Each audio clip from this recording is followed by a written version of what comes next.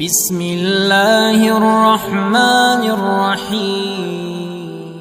السلام علیکم ورحمۃ اللہ وبرکاتہ۔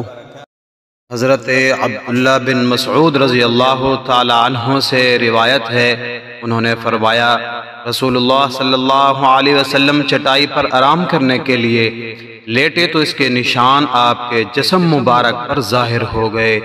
میں نے عرض کیا اللہ کے رسول، اگر آپ ہمیں فرماتے تو ہم آپ کے لیے کوئی چیز بستر وغیرہ بچھا دیتے جس کے ساتھ اس چٹائی کی سختی سے بچاؤ ہو جاتا۔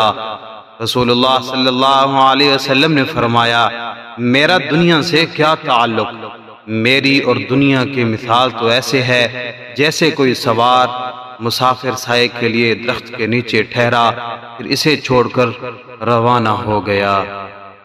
عمدہ چیز سے اجتناب اگر اس لحاظ سے ہو کہ جو رقم اپنی ذات پر خرچ ہونے والی ہے وہ اللہ کی راہ میں خرچ ہو تو بہتر ہے، اگر بخل کی وجہ سے ہو تو بری عادت ہے۔ اگر حلال چیز کو اپنے آپ پر حرام کر لیا جائے تو شرعاً ممنوع ہے۔